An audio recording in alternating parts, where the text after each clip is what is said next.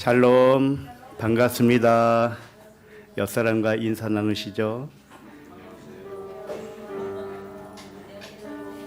비가 오는데도 이렇게 오시느냐고 수고 많으셨습니다.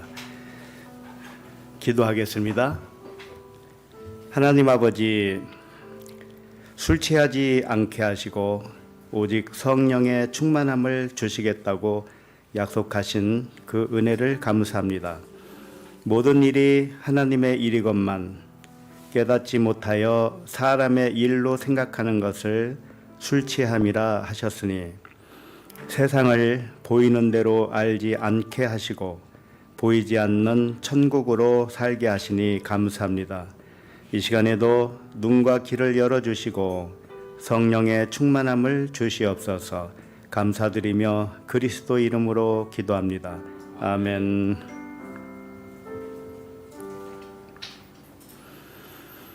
하나님의 말씀은 사도행전 2장 1절로 4절입니다.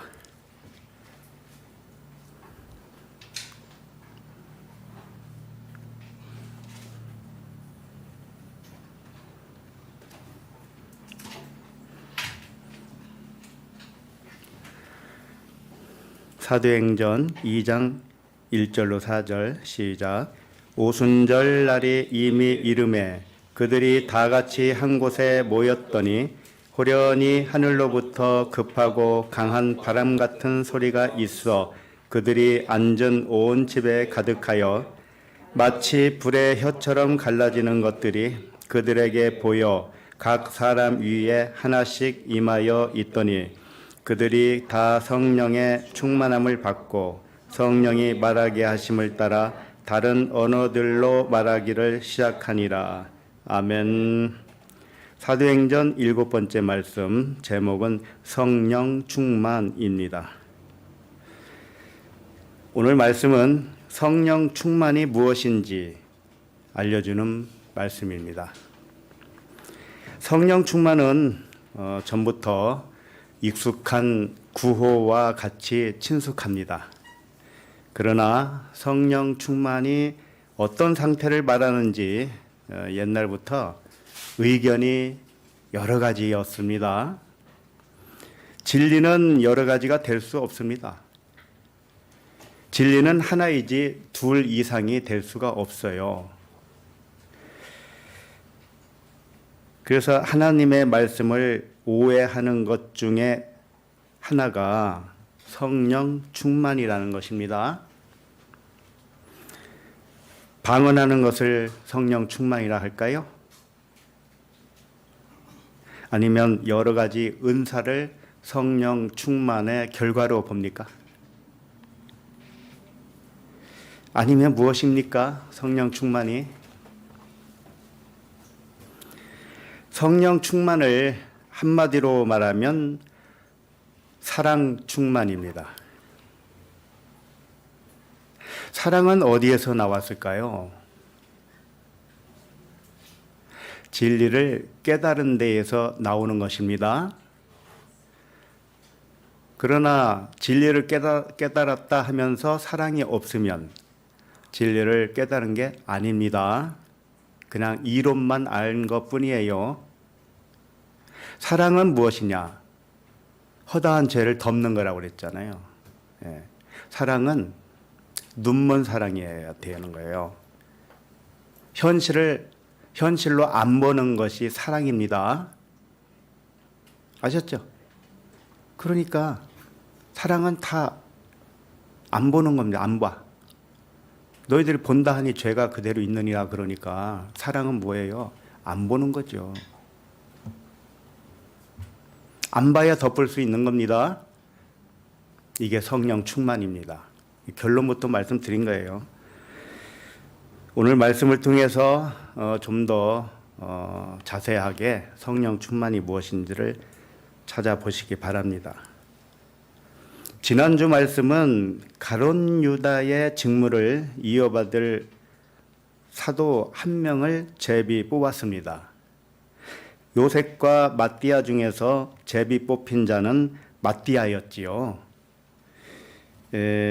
겉으로 나타난 이 이야기도 어떤 의미로 진리를 전달하려고 했는지 지난주 말씀을 들어보신 분은 잘 아시리라 믿습니다. 아무튼 스토리상으로 볼 때 마띠아를 뽑아서 12 사도의 수에 들어온 것입니다. 11사도에서 12사도로 채워짐과 동시에 무슨 일이 일어났는가?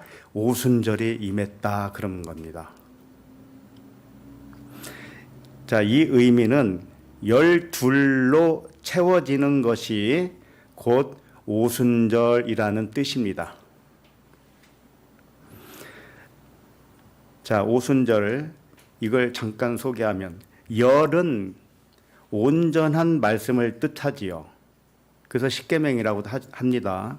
성경 말씀 전체를 열로 요약할 수가 있는 겁니다. 그래서 그걸 십계명으로 나타난 것이죠. 그런데 열을 둘로 나누면 5과 5이 생기지요. 한쪽 5과 한쪽 5이 하나가 되는 것이 무엇이냐? 오순절. 십계명 중에 하나님의 계명 5, 이웃 계명 5이 하나로 깨달은 것을 12 아들이라고 하고요. 12 사도라고도 하는 것입니다. 이걸 다르게 설명하면 오순절날 성령 충만함을 받았다. 이렇게 표현할 수가 있는 것이죠. 자신이 우리 각자가 12이라는 아들이 되고 사도가 되면 오순절을 맞이한 것입니다. 오순절이 무엇이냐? 깨달은 5말씀. 아셨죠? 오순절이라고 하는 것은 50에서 나왔어요. 근데 50은 또 어디서 나왔냐? 5에서 나왔어요. 그러니 5, 50, 500, 5000 이게 다 같은 말씀입니다. 그래서 십계명, 10계명을 하나님 사랑 5과 이웃 사랑 5이 하나였다는 것을 깨달은 것이 오순절날 성령 충만 받은 거예요. 그러므로 오늘 말씀은 창조 7날 중에서 5째 날에 속합니다. 5째 날에 무엇을 창조했을까요? 창세기 첫 장에 나오죠. 5째 날 창조한 것을 보시면 바다의 생물들 그리고 공중의 새를 창조했습니다. 그리고 5째 날에는요, 번성하라 또는 충만하라 이런 단어가 나오는데 딱 5번 나옵니다. 5째 날이니까 충만이 5번 나와요. 4째 날까지는 번성하라, 충만하라 이런 단어가 없습니다. 그 이유는 영적인 의미를 가르쳐주기 위함이지요. 5째 날은 요단강을 건너가는 날인데 1세대는 죽고 2세대로만 요단강을 건너서 가나안 땅에 들어갈 수 있는 때를 의미합니다.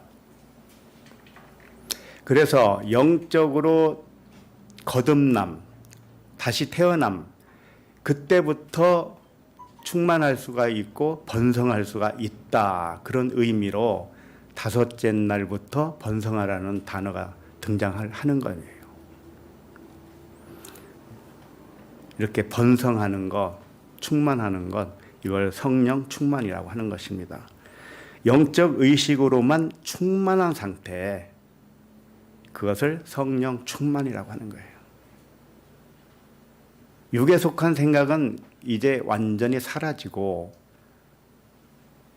보는 것, 듣는 것, 말하는 것이 전부 진리로만 할 수 있는 상태, 이것이 5째 날. 자, 그러면 이제 한 절씩 살펴보면서 성령 충만에 대하여 자세히 알아보도록 하겠습니다. 1절을 읽겠습니다. 시작. 오순절 날이 이미 이름에 그들이 다 같이 한 곳에 모였더니 오순절의 의미를 먼저 알아보겠습니다. 이스라엘의 그 3대 절기가 있는데 뭐죠? 유월절, 오순절, 초막절 이렇게 3대 절기로 나누면 이렇게 세 가지가 되겠습니다. 유월절은 무엇을 의미하느냐? 어린 양이 죽은 것이죠. 이건 다르게 표현하면 물세례를 의미하는 거예요. 물세례의 의미와 같다. 그 다음에 다섯째 날 성령 충만 오순절 날은 어디에 속하느냐? 성령 세례에 속한다. 아셨죠? 육신의 의식으로 장자의 죽음을 물세례라고 합니다. 그것을 어린 양의 죽음으로 죽음을 넘어간 사건을 유월절이라 하는 것입니다. 장자의 죽음이 있어야 넘어가는 겁니다. 사망이 없는 겁니다. 그 다음 오순절은 성령 세례를 의미하지요. 유월절 안식일부터 50일째 되는 날이 오순절입니다. 광야 40을 지나고 그 다음에 열흘 후 그러면 50이 되죠. 50일째 날을 오순절이라고 하는 겁니다. 오순절은 숫자 50이나 다섯에서 나왔어요. 그래서 오순절은 깨달은 다섯 말씀을 가졌다. 그런 의미입니다. 깨달은 다섯 말씀을 가졌으면 그것을 성령 충만이라 한다. 오순절을 또 다른 별명이 있습니다. 오순절은요, 별명이 3개나 있어요. 하나는 77절이라고 합니다. 왜냐하면 오순절에 처음 익은 보리곡식으로 제단에 드린 후에 미를 추수할 때까지 기간이 7주 걸린다고 해요. 그래서 77, 49죠. 그러니까 일주일이 7번, 77절 이렇게 표현한 것입니다. 그래서 제단에 바치는 보리는 육신의 생각이에요. 물세례로 죽었다는 의미는 육신의 생각을 다 드린 겁니다. 그리고 미를 수확하는 의미는 뭐냐? 영을 수확했다는 뜻입니다. 77, 49잖아요. 49 다음 날이 50일째 되는 오순절 날이 되겠습니다. 이것은 부활한 예수께서 지상에서 제자들을 만나며 영적 미를 추수하는 기간과도 같아요. 그러니까 40일 동안 제자들에게 보이시고 성령 세례를 받을 때까지 약속한 것을 기다리라 이렇게 하셨지요. 그러고 나서 열흘 후에 오순절이 임한 겁니다. 그래서 제자들이 이 약속을 기다리는 기간이 10일로 되는 것이죠. 그리고 오순절 날은 50일째 되는 날에 임했던 것입니다. 이 의미를 아들들을 수확하는 의미로 볼 때 7 언약이 7번 채워지면 77, 49죠. 그래서 49 다음 날이 50일 오순절이 되는 것입니다. 자, 이것을 세상 사람들이 모형으로 49제라는 것을 만들었어요. 49일 동안 명복을 빌어서 좋은 것으로 태어나기를 바라는 의식이었죠. 좋은 것으로 태어나는 것은 오직 한 가지밖에 없습니다. 그것은 영으로 살아나는 거듭남을 의미하는 거예요. 처음엔 자신이 땅에서 육으로 태어났다고 생각을 합니다. 이게 사람의 생각이에요. 그러나 광야를 지나고 깨닫고 보니 자신이 하늘에서 온 영으로 깨닫고 하늘로 다시 살아나는 거예요. 이게 거듭남입니다. 이것이 거듭남이고 이것이 가장 좋은 곳이고 천국입니다. 우리 각자에게 적용을 하면 오순절은 온전히 영의 생각으로 분별하며 사는 때를 말하는 거예요. 일곱 언약으로 7번씩 7번 완성이라는 뜻이 있거든요. 7749. 또는 베드로가 말했죠. 베드로에게 예수님이 뭐라 했어요? 70번씩 7번이라도 용서하라. 이런 말씀이 있죠. 예. 그것은 꼭 숫자 490을 의미하는 건 아니고, 이렇게 언약이 완성되면 사랑으로 완성되는 것이다. 이걸 보여주는 겁니다. 사랑은 허다한 죄를 덮기 때문에 용서하는 것은 사랑밖에 없습니다. 그럼 성령 충만은 뭐냐? 사랑 충만이다. 반드시 사랑 충만이 아니면 성령 충만도 아니다. 아무리 방언을 밤새도록 한다 할지라도 그건 사랑과 거리가 멀어요. 방언을 주신 이유는 믿음이 없기 때문에 방언을 준 겁니다. 그거라도 받아서 신비한 하나님이 계시다, 이걸 믿으라는 거예요. 그러나 그건 첫 단추에 불과합니다. 방언은 계도한다고 하면서 연습하고 막 그랬잖아요. 그렇게 해서 받으면 뭐 할 거예요, 그게. 믿음 없는 걸 증거한 것뿐인데.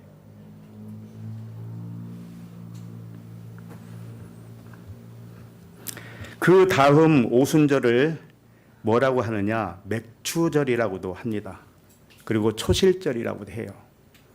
왜 그러냐면 처음 수확한 밀을 가지고 떡을 만들어서 제사를 드린다 해서 이걸 맥추절이라고 했어요.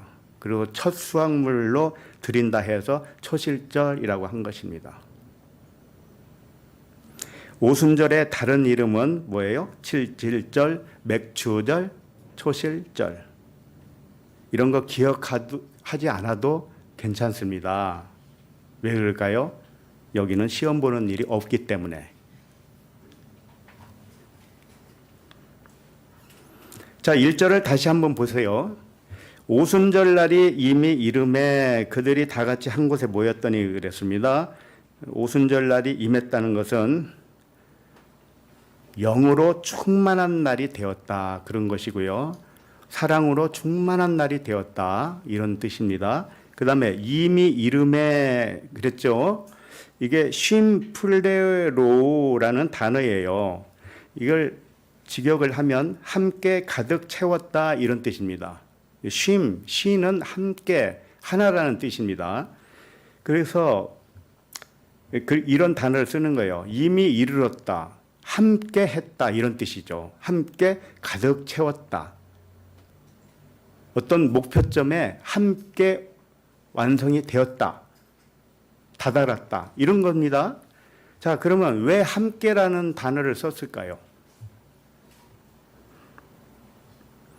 영적인 상태가 점점 완전하게 드러나는 것은 나의 영과 아버지의 성령이 함께 했다라는 거예요. 함께, 하나라는 뜻입니다. 나는 아버지께 요청하고 아버지는 나를 깨우는 것을 한 것입니다. 그러니까 함께 뭐예요? 동력을 한 거지요. 그래서 하나님의 동력자라고 하는 겁니다. 하나님과 나의 영이 하나이지만 육체로 온 내 영은 하나님의 영을 잊어버렸습니다. 생각이, 기억이 사라졌기 때문에 그것을 다시 깨우는 분이 누구냐? 하나님의 영, 이것을 성령이라고 합니다. 그래서 이미 이름에 이렇게 번역은 했지만 하나님과 함께 오순절 날이 완전히 채워졌다, 이렇게 의역을 하면 되겠습니다. 그리고 그들이 다 같이 한 곳에 모였더니 그랬죠. 자, 모인 곳이 어디일까요? 이미 1장에서 우리가 살펴본 바가 있습니다. 다락방이잖아요. 그게 후대 사람들이 다락방이 누구의 다락방인가 살펴보니까 마가의 다락방이 유력하다 해서 지금까지도 마가의 다락방 이렇게 알고 있습니다. 그러나 누구의 다락방이 중요한 게 아니에요. 다락방이라 하는 그 의미가 더 중요한 것이죠. 다락방은 뭐냐? 집 위에 위치한 방이라는 뜻입니다. 그러면 왜 꼭 다락방에 왜 모여야 되나요? 그것은 다락방은 하늘 성전을 의미하기 때문에 의미를 부여한 것이에요. 우리 자신이 하나님의 성전이라는 뜻입니다. 너희가 하나님의 성전인 것과 하나님의 성령이 거하시는 성전인지 알지 못하느냐 그랬잖아요. 우리 자신들이 성전입니다. 이게 다락방이에요. 우리 마음 성전이 하늘에 있기 때문에 그걸 다락방이라고 하는 것이고, 그러면 땅에 있는 방도 있겠죠. 우리가 마음의 성전이 위에 속한 성전이라면 땅에 속한 성전도 있어요. 그것이 뭐냐? 예루살렘 성전이죠. 그래서 이 말씀이 나에 관하여 증언하는 것으로 볼 때 그 다락방 함께 모였던 자리는 내면을 말하는 거예요. 나의 내면. 아셨죠? 예. 그래서 먼저 사도행전 스토리상으로 보면 당시 오순절 날에는 많은 유대인들이 세계 각국에 흩어졌다가 예루살렘에 모입니다. 맞지요? 왜 그럴까요? 예루살렘 성전이 예루살렘에 있으니까 오순절 제사를 드리려고 모였단 말입니다. 그러나 사도들과 얼마나 대비되는 말씀입니까? 사도들은 예루살렘 성전으로 가지 않고 다락방에 모였습니다. 이 뜻이 뭡니까? 우리들이 사도들과 같은 내면 성전을 가진 자로서 그 예루살렘 성전을 어떻게 본다는 뜻입니까? 진짜는 내 내면 성전이라면 그러면 예루살렘 성전은 무엇이 되겠습니까? 예, 모형 가짜죠. 가짜란 말이에요. 가짜로 볼 수 있단 말이에요. 우리가 예루살렘, 이스라엘 사람들이 아니라서 예루살렘에 갈 필요가 없다라는 뜻이 아니고, 우리는 영적인 깨어남에 이르렀기 때문에, 영적인 오순절을 맞이했기 때문에 실제 땅에 있는 예루살렘에는 갈 필요가 없는 것이죠. 그렇다면 예루살렘 성전으로 가지 않고 다락방에 모였다는 뜻은 다락방에 있어야 성령 충만함을 받을 수 있다는 뜻이죠. 그렇다면 다락방에서만 성령 충만을 받는다고 한다면 예루살렘 성전에서 제사를 드리는 것은 성령 충만을 받을 수 있습니까? 없다는 의미잖아요. 땅에 있는 예루살렘은 모형과 그림자이기 때문에 오직 실체는 너 자신이 성령의 전이다. 이걸 말씀하고 있는 겁니다. 성령 충만은 나의 내면 성전에서 일어나는 일이기 때문에 그렇습니다. 그렇다면 땅에 있는 예루살렘을 안으로 보면 진리가 되지만 겉으로 보면 모형과 그림자로서 아무것도 아닌 것입니다. 겉으로 보면 진리에 대한 그림자를 보기 때문에 헛것을 본 것입니다. 겉으로 보면 없는 것을 있는 것처럼 착각한 것입니다. 오직 안으로 보면 진리밖에 없습니다. 진리는 그 예루살렘 성전에 있기보다는 내 내면에 있는 거지요.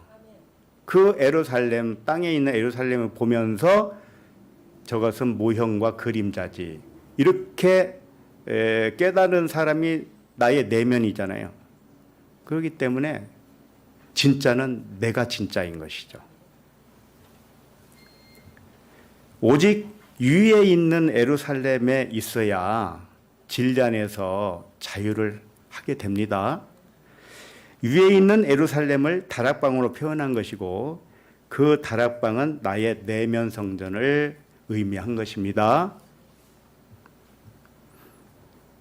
그러니까 그 이스라엘에 있는 예루살렘을 가서 뭘 하겠다고 하는 목적으로 가서는 안 돼요. 거기서 예배를 드린다든지 찬양을 한다든지 그냥 구경하러 가는 건 괜찮아요. 구경만 하세요. 그냥 아무런 의미를 부여하지 마세요. 이미 그건 껍데기입니다. 백투더 예루살렘 뭐 이런 말을 왜 만들었는지 내가 알 수가 없어요. 1절 말씀을 나에게 적용을 해서 요약을 하면 이렇게 되겠지요. 나의 영적 오순절은 언약 5째 날에 깨달은 5 말씀을 가진 날이다. 맞지요? 그렇게 된 것은 나의 영과 성령이 함께 채운 결과이다. 나는 약속대로 구했으며 하나님은 약속을 이루어 주셨기 때문에 우리는 하나님과 아들은 동력자이고 그 다음에 뭐라고 할까요? 동업자라고 해도 돼요. 하나님과 우리는 동업자란 말이에요. 동업자는 반드시 동업자 같이 가야지 혼자 가면 안 됩니다. 자, 그러면 2절을 읽겠습니다. 2절. 시작. 호련히 하늘로부터 급하고 강한 바람 같은 소리가 있어 그들이 앉은 온 집에 가득하여. 먼저 말씀을 드리지만 이 말씀을 딱 읽으면 상상을 하게 될 것이에요. 하늘로부터 급하고 강한 바람 같은 소리가 있는데 온 집에 가득했다. 막 상상을 하지요. 그래서 사람은 이미지를 만들어냅니다. 누구든지 그렇습니다. 그러나 10사람 이미지를 말하라고 하면은 다 다르게 말을 할 겁니다. 그것은 무엇을 의미합니까? 그 이미지를 만들어낸 그것은 진짜가 아니고 가짜다. 이거 아닙니까? 맞지요? 그러면 우리가 똑같은 어떤 일을 경험했다고 합시다. 세상 일을. 근데 어떤 사람은 그 일을 당하면서 아무렇지도 않은 사람도 있겠고, 어떤 사람은 그 일을 당하면서 속상할 수도 있을 것이고, 어떤 사람은 그 일을 당하면서 반성할 수도 있을 것이고, 어떤 사람은 그 일을 당하면서 화를 낼 수도 있을 것입니다. 근데 똑같은 일인데 왜 사람마다 이게 다릅니까? 이것은 무엇을 알려주고 있습니까? 이것은 각자 스스로 만들어낸 이미지라는 겁니다. 이미지는 진짜가 아니고 가짜라는 겁니다. 그럼 오직 진짜는 뭘까요? 진리밖에 없습니다. 오직 진리입니다. 하나님의 사랑입니다. 그걸 봐야 돼요. 하나님의 사랑을 볼 줄 알아야 돼요. 그걸 못 보면 올라오는 게 스물스물 날이 갈수록 더 올라와요. 그럼 누가만 손해일까요? 누구만 손해일까요? 자기만 손해죠. 자기만. 손해보는 일을 왜 자처하느냐고요. 참 재밌어요. 사람은. 저쪽으로 가면은 언덕으로 절벽으로 빠지니까 그쪽으로 가면 안 돼. 절벽으로 떨어지면 안 되잖아. 그런데도 그로 가요. 그게 사람이라니까요. 왜? 눈먼 장님이기 때문에 그래요. 양들이 딱 그렇잖아. 1m밖에 못 본다는 거예요. 양들이. 그래서 앞에서 한 놈이 가면은 다 쫓아가다가 한 놈이 절벽으로 떨어지면 다 떨어진다는 거예요. 그게 양이래요. 그래서 우리를 양이라고 한 겁니다. 우리는 앞을 볼 줄 몰라요. 그래서 누구에게만 맡겨요? 성령께만, 아버지께만. 네. 이게 좋은 일이든지 나쁜 일이든지 이 판단은 누가 하고 있느냐? 내가 하고 있다니까요. 내가. 그럼 내가 하고 있는 것은 그건 가짜입니다. 이건 전부 마찬가지입니다. 무엇을 하든지 마찬가지예요. 하나님은 사랑이셔요. 성령 충만이 뭐냐? 이 사랑으로 본다는 겁니다. 자, 2절에 보면 호련히라고 되어 있습니다. 호련히는 이 단어가 아프노라는 단어인데요. 호련히 또는 갑자기 그런 단어입니다. 자, 이 단어는 사도행전에서만 쓰인 단어예요. 2번 나왔어요. 3번인가요? 호련히라는 단어 번역으로 1번 나왔고 오늘 본문에 갑자기로 번역을 2번 했습니다. 자, 호련히 갑자기라고 표현할 때 언제 사용하느냐 하면은 이걸 세상적인 일로 생각하면은 언제 갑자기라고 사용합니까? 세상에서 사람이 살면서 일어나는 일로 봤을 때 예상하지 못한 일이 일어나면 그걸 갑자기 일어났다 이렇게 말을 하죠. 맞죠? 생각지 않은 그 일에 예를 들어서 전혀 생각하지 않은 사람이 연락도 없다가 집에 불쑥 찾아왔어요. 그때 뭐라고 그래요? 그 사람이 갑자기 우리 집에 찾아왔다고 표현을 하잖아요. 북한이 갑자기 미사일을 쐈다. 갑자기 지진이 발생했다. 갑자기 로또에 당첨됐다.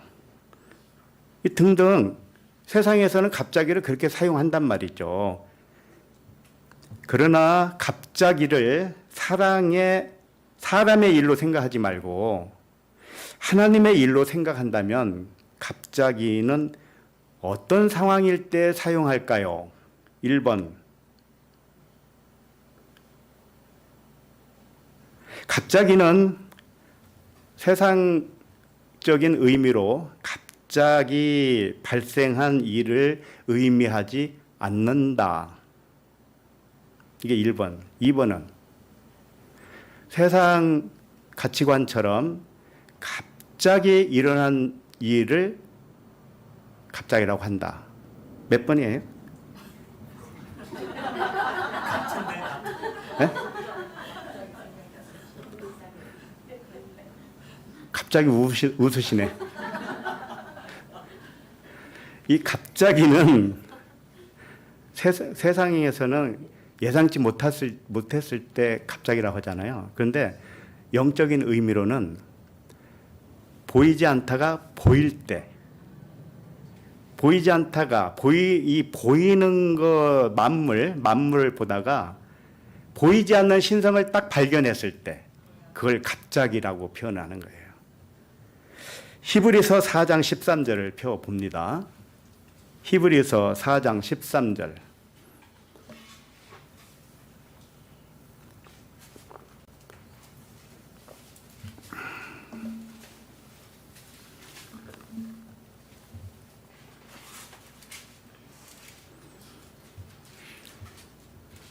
자, 읽어봅니다. 시작. 지으신 것이 하나도 그 앞에 나타나지 않음이 없고 우리의 결산을 받으실 이의 눈앞에 만물이 벌거벗은 것 같이 드러나느니라.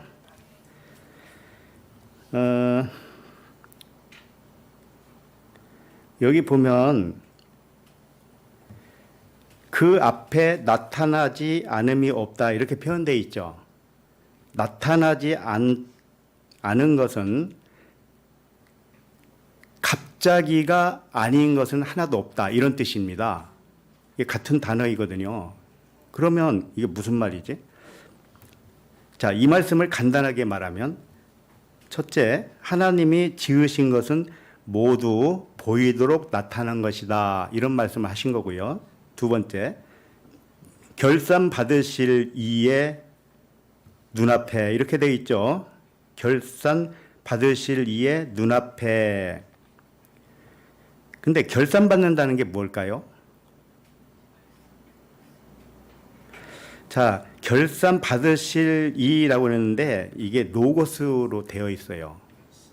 결산 받을 로고스다 이런 뜻입니다. 결산 받는다는 뜻은 그분이 지으신 만물이 말씀으로 결산된다는 뜻이에요. 이제 아시겠죠? 피조물인 만물이 벌거벗으면 말씀으로 드러난다는 뜻입니다.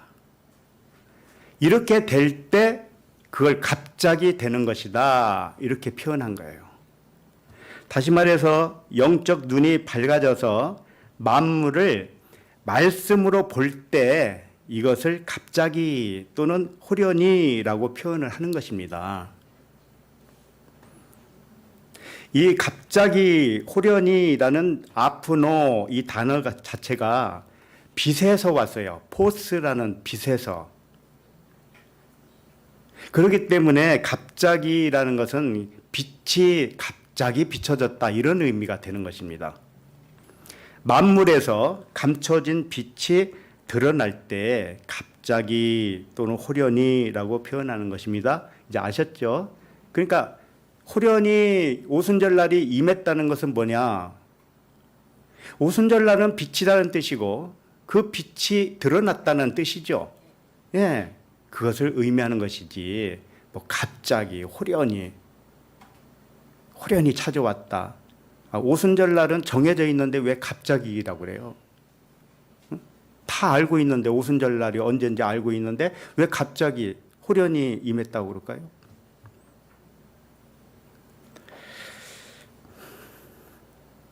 그게 아니죠. 호련히 이것은 성령이 오순절날 임했다 뭐 이런 의미로 사용한 것이죠. 어쨌든 하늘로부터 호련히 왔다고 그랬는데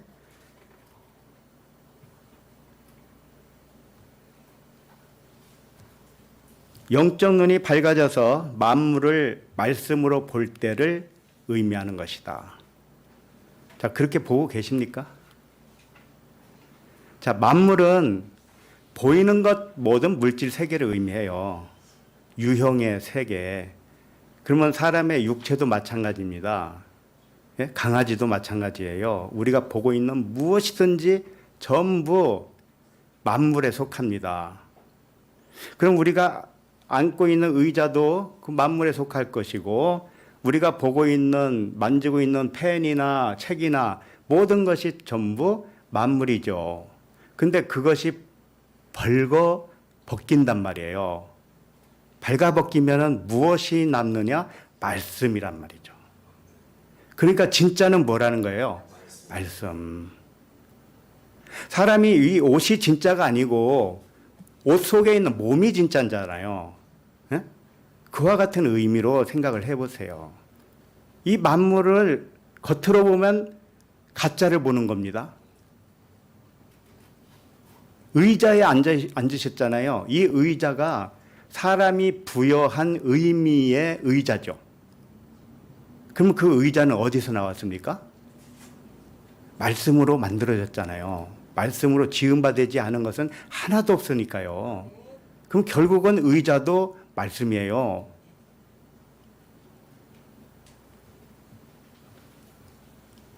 그와 같이 사람의 일 있죠. 사람의 일. 신경질 나는 일, 두려운 일, 기쁜 일, 좋은 일, 나쁜 일, 이런 일이 있잖아요, 사람에게. 그 일이 어디서 왔습니까? 그래요, 말씀에서 왔어요. 그러면 그 일을 뭘로 봐야 되죠? 말씀으로 보면 됩니다, 말씀으로. 그럼 말씀에는 오류가 있을까요? 말씀은 사랑입니다, 진리입니다. 말씀이 나쁜 것이 있을까요? 없지요. 그러니까 이 세상 모든 일은 나쁜 것이 하나도 없는 겁니다. 그런데 나쁘게 보면 무엇을 본 거예요? 헛개비를 본 거죠. 나쁘다고 보면 헛개비, 허상을 본 거란 말이에요. 좋다고 보면 역시 그것도 그림자를 본 거예요. 세상은 좋고 나쁜 것으로 나오기 때문에 어떤 사람에게는 좋았던 것이 어떤 사람에게는 나쁘게 보입니다.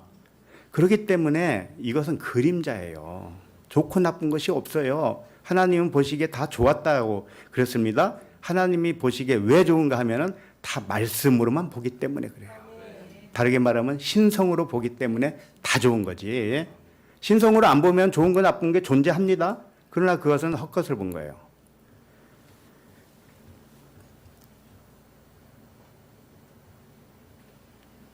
영적 눈이 밝아져서 만물을 말씀으로 볼 때 이게 오순절 성령 충만인데 그와 같이 영적 눈이 밝아져서 깨달아진 영적 상태를 5가지로 표현을 한 겁니다.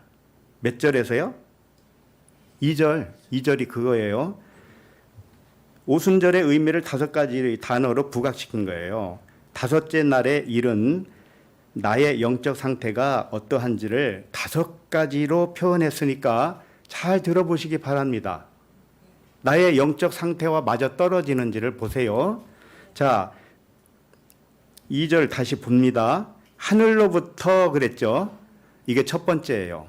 그 다음에 급하고 이게 2번째, 강한 3번째, 바람 4번째, 소리 5번째입니다. 이게 깨달은 5마디 말씀이에요.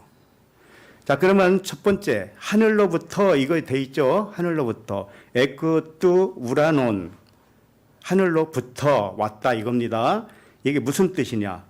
만물이 하늘로부터 온 말씀으로 창조되었다는 뜻입니다. 그래서 만물을 말씀으로만 본다 이런 뜻입니다. 이렇게 깨달은 것이 5째 날 오순절 날에 이르렀다는 뜻인데 그 중에 딱 한 가지입니다. 지금 4가지가 더 있습니다. 첫 번째 가장 중요한 것이 뭐예요? 만물이 하늘로부터 온 말씀으로 지음을 받았다. 이게 굉장히 중요합니다. 이게 안 되면은 나머지는 다 빵이에요. 아셨죠? 그러면 내가 앉아있는 책상, 의자 이게 다 뭘로 봐야 돼요? 말씀. 그럼 말씀으로 안 보면은 뭘 본 거예요? 헛것을 본 거예요. 이제 잘 아시네요. 자, 그러면 이 2번째가 뭘까요? 급하다 그랬죠. 급하고 이게 페로라는 단어인데요. 급하다고 표현한 것은 여기밖에 없어요. 이게 급하다는 표현을 할 수가 없는 단어입니다. 무슨 단어냐? 가져왔다 이런 뜻입니다. 가져왔다 또는 도달을 했다 또는 열매를 맺었다 이런 의미예요. 요한복음 15장 5절을 제가 읽어드립니다. 나는 포도나무여 너희는 가지라. 그가 내 안에 내가 그 안에 거하면 사람이 열매를 많이 맺나니 나를 떠나서는 너희가 아무것도 할 수 없음이라. 그래서 열매를 많이 맺나니 이게 페로예요. 급하고라는 단어와 똑같은 단어라니까요. 페로. 열매를 맺었다라는 뜻입니다. 근데 열매를 어떻게 맺었느냐? 포도나무와 가지를 들어서 설명을 하고 있잖아요. 나는 포도나무에 너희는 가지다. 그런데 내가 그 안에, 그가 내 안에 이렇게 서로 하나라는 뜻입니다. 포도나무와 포도나무 가지는 하나라는 거예요. 네? 그런 뜻을 말씀을 하는 거예요. 그러니까 그걸 알아야 열매를 맺는다 이런 것입니다. 그러니까 오순절 날은 어떻게 깨달은 것이냐? 다 하나로 깨달았다는 뜻이죠. 하나로 깨달아서 내가 영으로서 열매를 맺은 것이죠. 오순절은 수확의 의미가 있잖아요. 근데 나의 영을 수확한 거니까 그 열매가 나의 영이잖아요 말이에요. 영. 그 말씀을 급하다 이렇게 표현한 거죠. 생뚱맞게요. 그러므로 급하다로 표현된 단어는 5째 날 내가 그리스도 안에, 그리스도가 내 안에, 아버지가 내 안에, 내가 아버지 안에 이렇게 서로 하나가 되어서 열매로 맺게 되었다는 뜻입니다. 됐죠? 이게 2번째입니다. 자, 그 다음에 강한 그랬죠? 강한 이 비아이오스라는 단어인데요. 예, 강하다. 폭력에 의한 힘이다. 이렇게 되어 있는데요. 이것은 무엇을 상징하느냐 하면 저항할 수 없는 하나님의 능력을 나타내는 말이에요. 강하다라는 뜻은, 자, 하나님의 능력이 약하면 자신이 세운 뜻을 이루기 어려울 것입니다. 하나님의 능력은 제한이 없지요. 그러나 그분은 철저하게 아무렇게나 그 능력을 발휘하는 게 아닙니다. 어떻게 하느냐? 철저하게 언약에 근거하여 일을 하십니다. 아들을 밖으로 보낸 아버지는 탕자의 아버지 아시죠? 탕자를 세상에 보냈잖아요.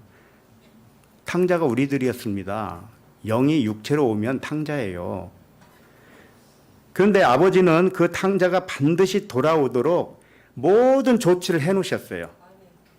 그 조치를 안 해놓고 그 조치를 따라서 다시 탕자가 집으로 돌아오게 못한다면 하나님의 능력은 제한적이죠. 그러나 하나님의 능력은 제한이 없어요. 반드시 이루어야 맙니다. 그래서 아버지께 모든 것을 맡길 수 있는 것입니다. 아버지께 모든 걸 맡겨야지, 그래야 탕자가 돌아온 탕자가 되죠. 못 맡기고 내 힘으로 바둥대면 아직 돼지 쥐염 열매를 먹고 있는 상태란 말이에요. 그러니까 아버지께 맡기지 않으면 불안하고 초조로 평안을 깨게 됩니다. 자, 그럼 세 번째까지 했습니다. 그 다음에 네 번째가 뭐예요? 바람이죠. 이 바람을 푸노에라는 단어입니다. 푸노에는 호흡이라는 뜻이에요. 호흡. 호흡인데 이게 푸뉴마에서 온 단어이기 때문에 영적 호흡을 말하는 거예요. 그러니까 바람 같다라고 했지만 이것은 영적 호흡, 하나님이 주시는 생명의 호흡, 그것을 충만하게 한다는 의미예요. 사도행전 17장 25절에 보면 잠깐 찾아볼까요?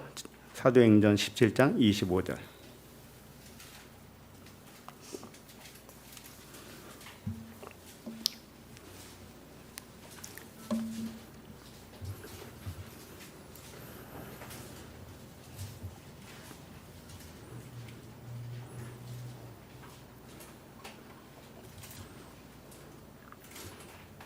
사도행전 17장 25절 시작.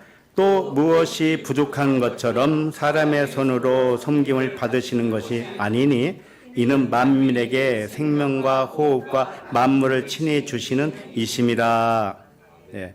여기에서 생명과 호흡이라고 그랬죠. 이게 푸노에예요. 아까 뭐라고 그랬어요? 바람이라고 표현했잖아요. 근데 이게 호흡이란 말이죠. 하나님은 만민에게 생명과 영적 호흡과 만물을 친히 주시는 이심입니다. 그러므로 모든 사람과 모든 만물을 볼 때 무엇으로 봐야 하겠습니까?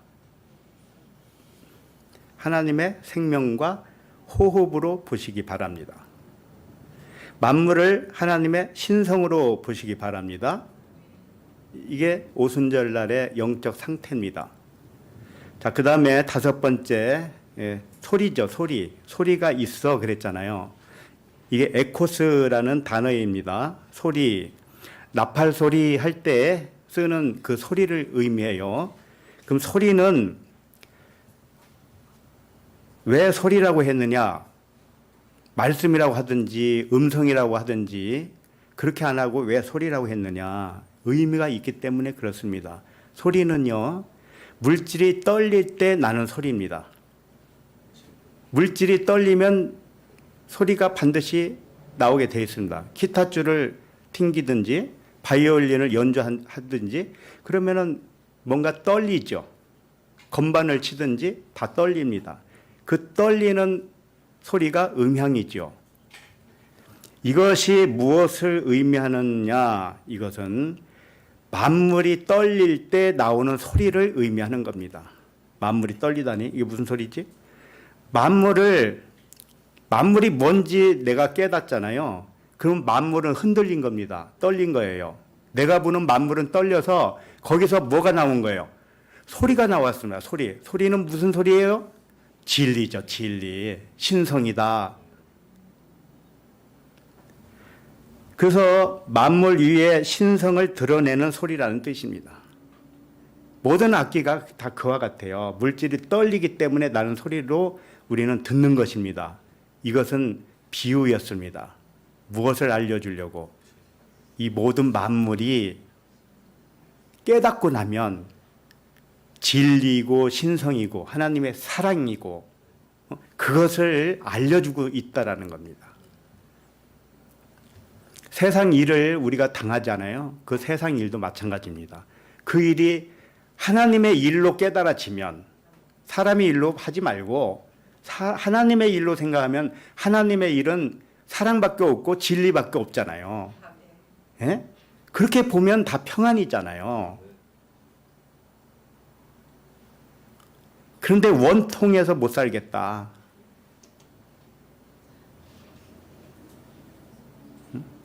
한 대 맞으면 두 대를 때려야 속이 시원하겠다. 그것은 진리를 몰라서 그렇다니까요.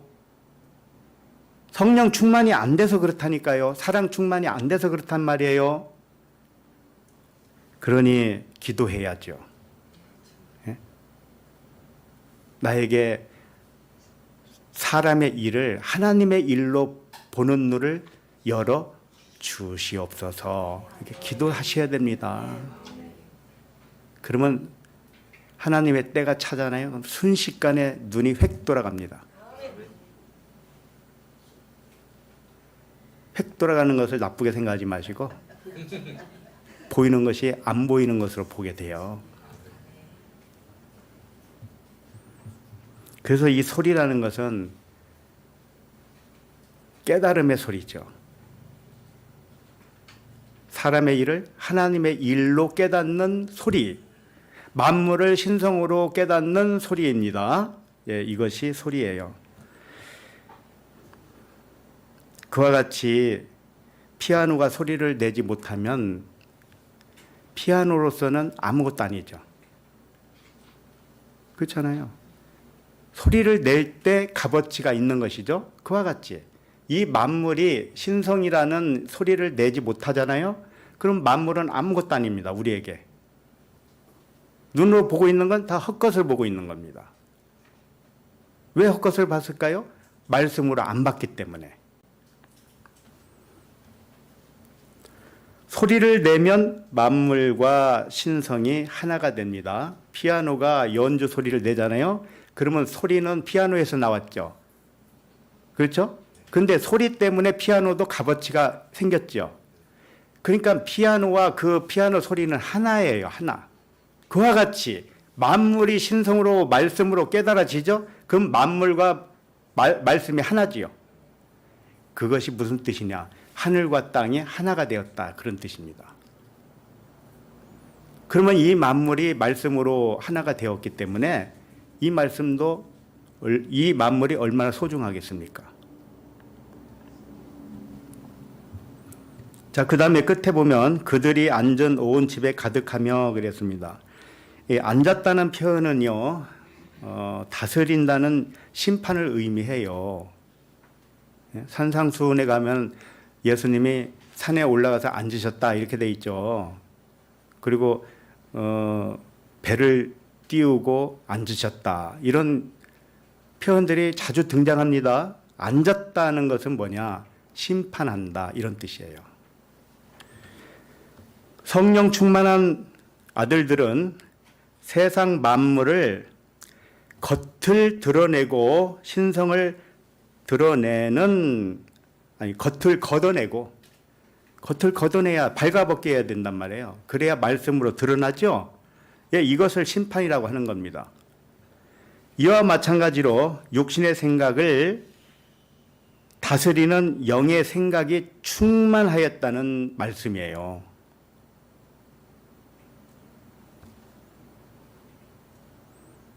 잘 따라오는지 모르겠네. 맹숭맹숭 해가지고.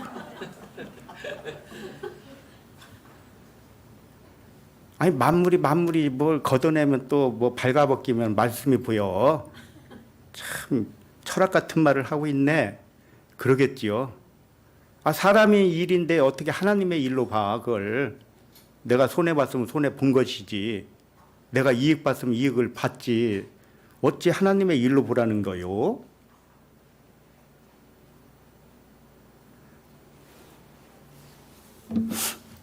이 성령 충만한 5가지 내용을 이제 요약을 다시 하겠습니다. 왜? 자꾸 까먹으니까. 첫 번째는 만물이 하늘의 말씀으로 창조되었기 때문에 만물을 말씀으로만 본다. 이게 첫 번째입니다. 두 번째, 내가 그리스도라는 열매가 되었다. 이게 두 번째. 세 번째는 언약대로 반드시 이루어 주시는 하나님의 능력으로 된다.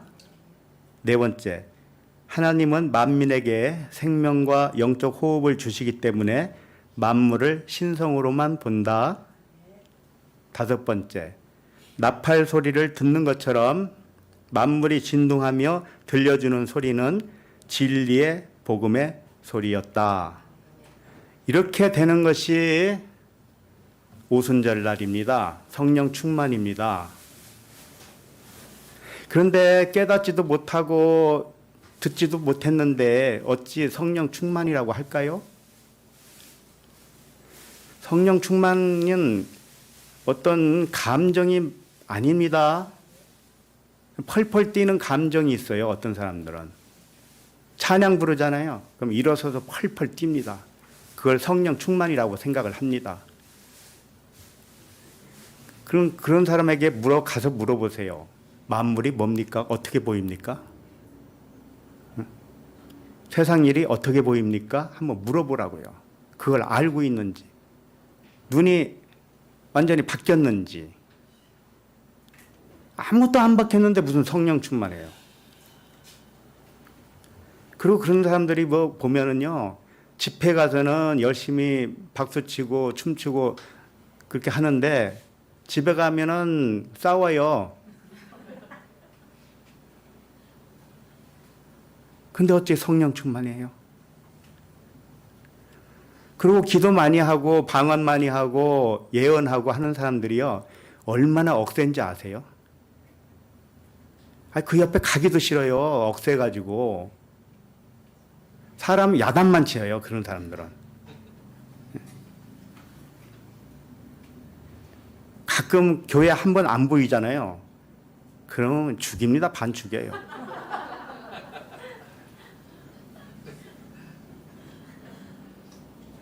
우리는 자유스럽지 않습니까? 나오든 안 나오든. 그렇다고 해서 가만히 있는 줄 아세요? 속으로 기도하지. 아버지, 어쩐 일이 없나이까? 왜 그분이 안 보이시나이까?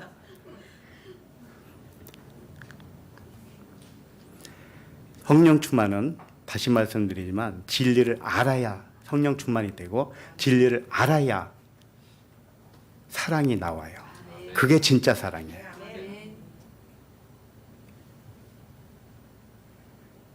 그래서 만물이 진동하며 들려주는 소리를 듣고 있다면, 그러면 5째 날에 이른 것은 틀림이 없습니다. 자, 그러면 3절 자, 읽겠습니다. 시작. 마치 불의 혀처럼 갈라지는 것들이 보여 각 사람 위에 하나씩 임하여 있더니. 이 말씀도 문자대로 상상을 하면 안 돼요. 다 거기에 속아요. 실제로 눈에 보이도록 나타난 현상을 기록한 것이 아닙니다. 우리 내면의 상태를 호라호했다. 여기 보면 마치 불의 혀처럼 갈라지는 것들이 그들에게 보였다 이렇게 돼 있죠. 이 보인 것이 호라호예요. 의미로 봤다 이런 뜻이에요. 내 내면 세계에서 진리로 깨달았다, 진리로 봤다 이런 뜻입니다. 무슨 뭐 불의 혀같이 갈라지고 각 사람에게 임하고 이걸 상상을 동원하면 다 헛것을 본 겁니다. 이 성경을 기록한 사람은 성령에 의하여 기록한 거예요. 1.1핵도 영적인 글자가 아닌 것은 하나도 없습니다. 불의 혀같이 갈라져서 내려온들 뭐 어쩌다는 거예요, 그게. 그 신비한 것만 생각해, 사람은. 실제로 눈에 보이도록 나타난 현상을 기록한 것이 아니고 우리 내면의 상태를 호라오했다, 깨달아서 보았다, 이런 뜻입니다. 마치 불의 혀같이 갈라지는 것들이 그들에게 보여 호라오해서 진리로 깨달은 마음으로 보았다. 불은 뭘 의미하느냐? 항상 영을 의미하죠. 불은 태우는 거잖아요. 태운다는 의미죠, 불은. 그러나 영은 육을 태우잖아요. 만물을 태우죠. 태운다는 뜻은 뭐냐? 만물을 벗겨서 말씀으로 본다, 이런 뜻입니다. 혀는 뭐냐? 글로사라고 돼 있어요. 글로사는 방언을 의미하여 방언. 뜻을 모르는 사람의 말이 방언입니다. 그 사람의 말이 있잖아요. 육체의 생각으로 하는 말, 이게 다 방언이라니까요. 방언인데 여기서는 혀가 갈라지는 불이라는 그런 묘사를 했습니다. 그러니까 방언은 방언인데 두 가지로 갈라져서 나온다. 다시 말해서 만물을 보면서 보이는 대로 말하던 혀가, 이게 글로사예요. 방언. 보이는 대로만 말하는 거예요. 그 혀가 이제 겉과 속을 분리하여 말하게 되었다, 이런 뜻입니다.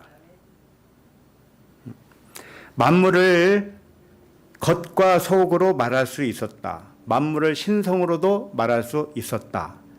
그런 말씀이에요. 다시 세상 일을 겉과 속으로 분리하여 말할 수 있었다, 이겁니다. 혀가 갈라졌다는 것은 이 두 부분으로 되었다, 그런 뜻입니다. 세상 일을 겉으로 보면 환난이지만 속으로 보면 하나님의 사랑이다, 이렇게 공의로 판단할 수 있었다, 그런 말씀입니다. 우리는 다섯째 날에 이르는 자라면 이렇게 할 줄 알아야 됩니다. 그 다음에 각 사람 위에 하나씩 임하여 있더니, 이 표현은 각 사람 위에 하나로 앉았다, 이런 뜻입니다. 임하였다는 단어가 앉았다는 단어예요. 그러니까 각 사람 위에 각각 앉았다는 게 아니고 하나로 앉았다. 진리 하나로, 그러니까 사람은 여럿이라 할지라도 진리 하나로 다스리고 있다, 이런 뜻입니다. 그래서 영은 똑같은 진리를 가지고 있는 것입니다. 그래서 영은 다 하나예요. 각각이지만 하나입니다. 그것을 여기서 함축적으로 말씀하고 있어요. 그래서 우리 각 사람은 각각이지만 영은 하나예요. 다 이렇게 붙어 있단 말이에요. 세포가 하나하나지만 다 연결돼서 이 몸이라는 전체를 구성하듯이 우리는 그렇게 구성되어지고 있는 겁니다. 자, 그 상태로는 항상 진리, 똑같은 진리를 가진 자입니다. 그래서 깨어난 영들은 같은 말만 하게 되어 있어요. 같은 진리를 말하게 되어 있습니다. 표현 방식은 물론 다를 수는 있지만 하나를 말을 하고 있는 것이죠. 그래서 모든 것을 말씀으로 계산한다는 뜻이에요. 말씀으로만 계산한다. 예. 성령 충만하십니까? 그렇다면 보이는 만물을 신성으로 깨달아 보고 있어야 합니다. 세상의 모든 일을 하나님의 일로 보아야 맞는 것입니다. 다섯째 날 되는 것도 쉽지 않지요.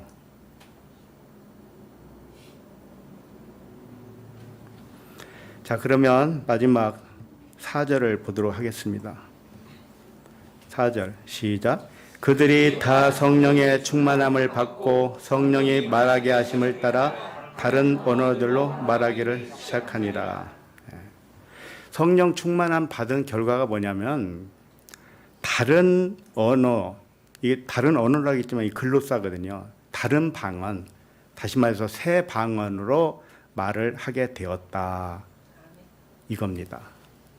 말이 바뀌지 않으면 성령 충만이라고 할 수가 없어요.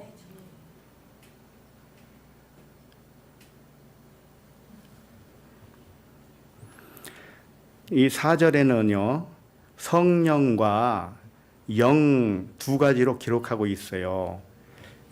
한글 번역에서는 잘 보세요. 그들이 다 성령의 충만함을 받고, 여기서 처음에 성령이죠. 그 다음에 성령이 말하게 하심을 따라 그렇게 돼 있죠. 이 뒤에 나오는 성령은 그냥 푸뉴마예요. 앞에는 푸뉴마 하기오스예요. 그러니까 앞에 있는 성령은 깨닫게 해주는 영이고 뒤에 있는 성령은 성령이 아니고 그냥 영입니다. 이 영은 나를 말하는 거예요. 나의 영. 앞에 나오는 성령의 충만함은 하나님의 영이 나를 깨닫게 해줬다는 뜻이고 뒤에 나오는 영은 내가 깨닫고 내 영으로 말한다는 뜻이에요.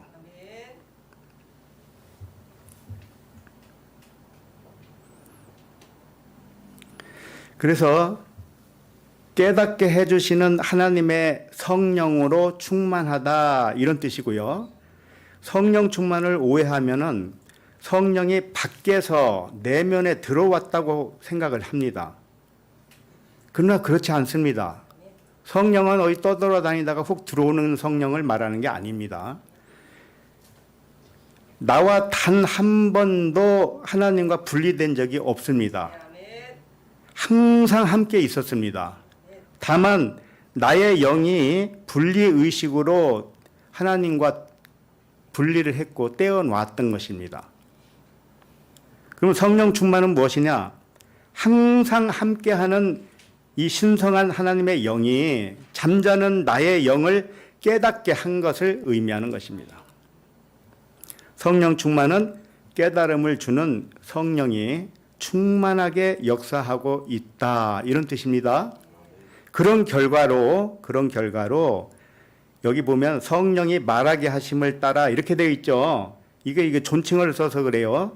이게 성령이 푸뉴마예요. 나의 영이 내 영이 이제 깨달았으니까 말하게 하심을 따라 이렇게 되어 있는데 그게 아니고 디돔이라는 단어입니다. 말을 하도록 넘겨줬다 이런 뜻입니다. 나의 영이 영의 생각을 누구에게 넘겨주는지 생각을 해보세요. 누구에게 넘겨주죠?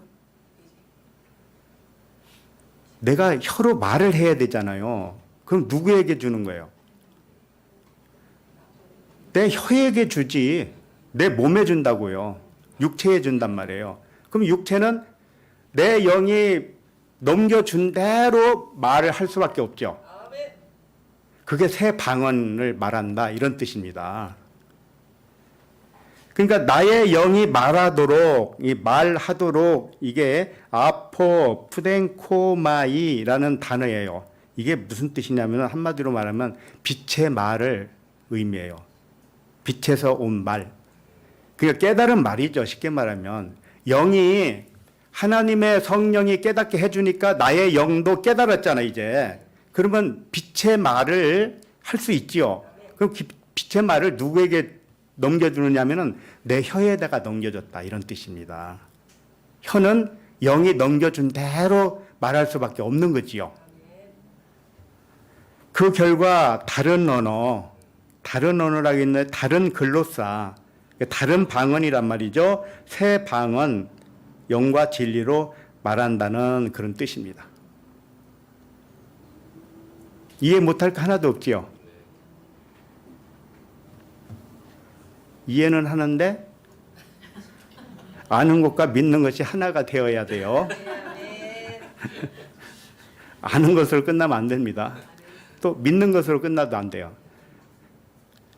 세 가지가 있어요. 삼일기에 항상. 처음에 알죠? 그 다음에 믿어요. 그 다음에 실행에 옮겨야 돼요. 실행에 옮기는 게 마지막이에요. 내가 당하는 모든 일, 그걸 처음에는 뭘로 알아야 돼요? 하나님의 일로. 그 다음에 하나님의 일로 믿어. 믿어. 확신해.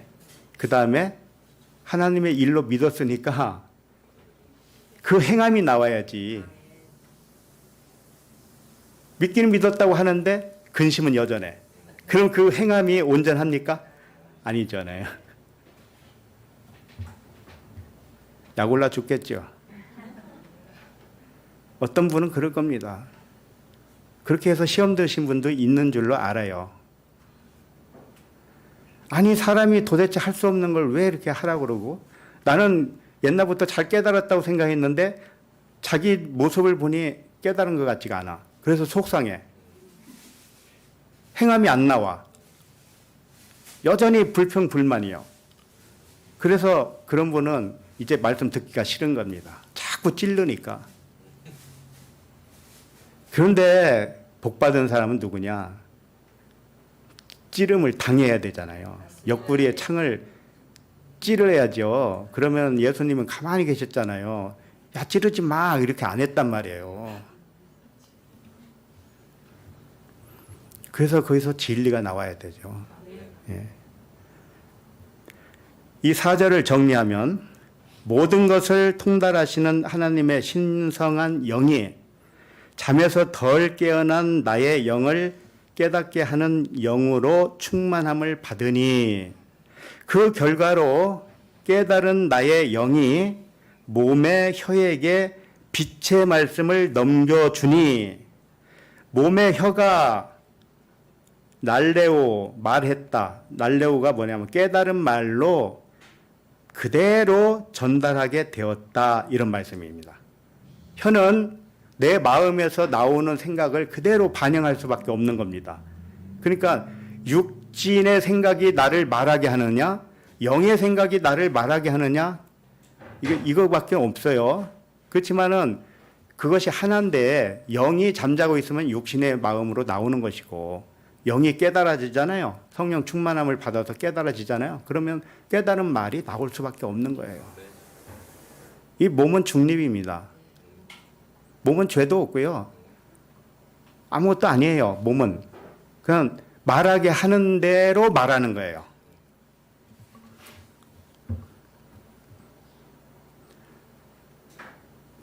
깨달은 5 말씀을 소유하게 되셨다면 우리의 생각이 영의 생각으로 전환되어야 맞지요. 그래서 다른 언어를 사용해야 되는 것이 맞습니다.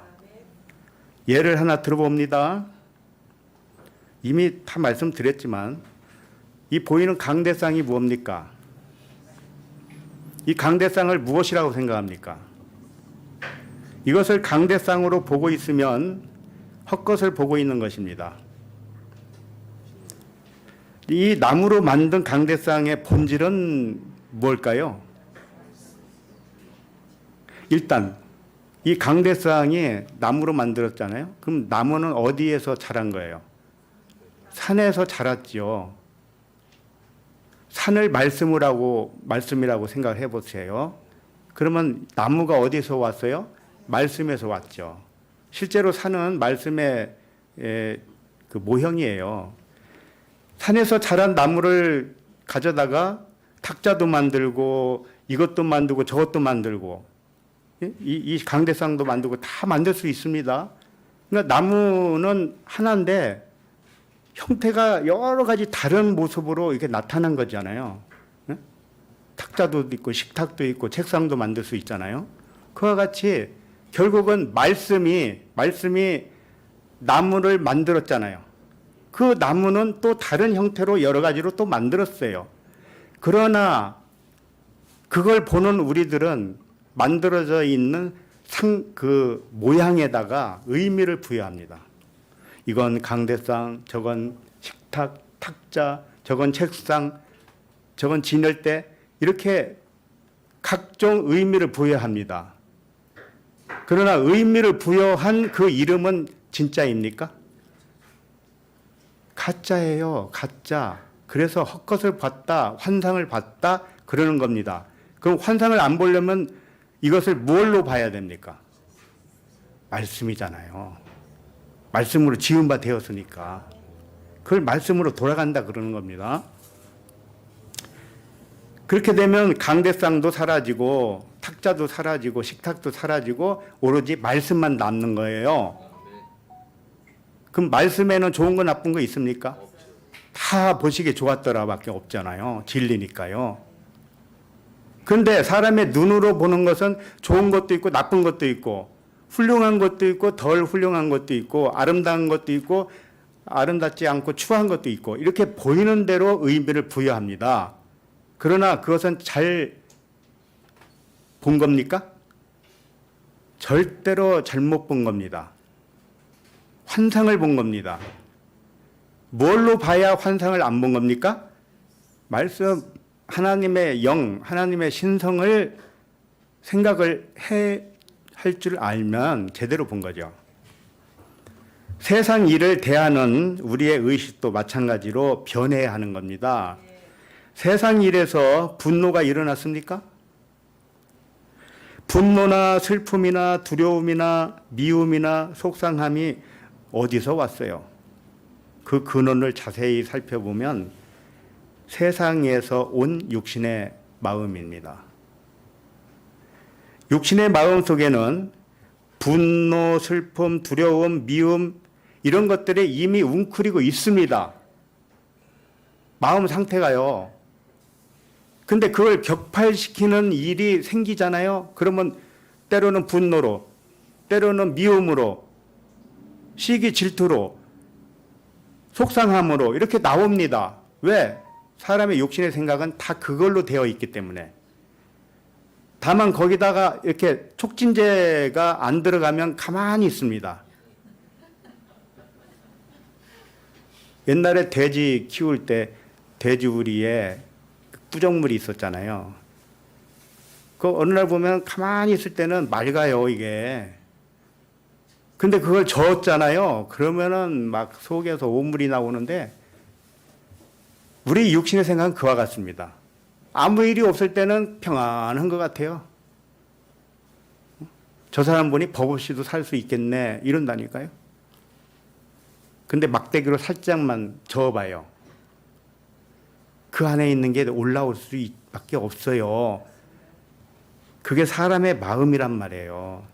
이 마음에 맞는 코드가 맞는 일이 딱 생기잖아요. 그러면 같은 종류의 감정이 솟아오릅니다. 슬픔이란 감정이 이미 웅크리고 있었는데 슬픈 일이라 생각되어지는 일이 나에게 왔죠. 그러면 슬픔으로 폭발하는 겁니다. 그러나 육신의 마음 기준이 사라지면 어떨까요? 육신의 판단은 사라지고 평안한 상태만 유지될 수 있습니다. 어떻게 해야 할까요? 이 강대상을 말씀으로 보는 것 같이 세상 일을 말씀으로 보시면 됩니다. 간단합니다. 말씀은 하나님이고 하나님은 사랑이시고 하나님은 영이시고 진리입니다. 하나님은 생명이시고 평안이십니다. 그렇다면 나에게 일어난 모든 일을 사람의 일에서 하나님의 일로 바꿔서 생각해 보시기 바랍니다. 이것을 매일매일 연습하듯이 해 보셔야 돼요. 겉으로 보이는 대로는 아무 의미가 없다고 생각하셔야 됩니다. 겉으로 보는 것은 아무 의미 없어요. 아무것도 아니에요. 그 안으로 보는 것만 진짜입니다. 말씀만 진짜예요. 겉으로 보이는 이 의미는 사람이 만들어 놓은, 사람이 부여한 의미이기 때문에 그래요. 그것은 각자가 의미를 다르게 볼 수도 있기 때문에 이건 환상에 지나지 않습니다. 그러나 진짜는 진리 하나밖에 없죠. 말씀 하나밖에 없습니다.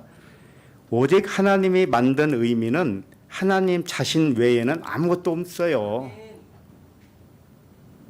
그러므로 모든 일을 겉으로는 아무것도 아닌 환상으로 보시기 바랍니다.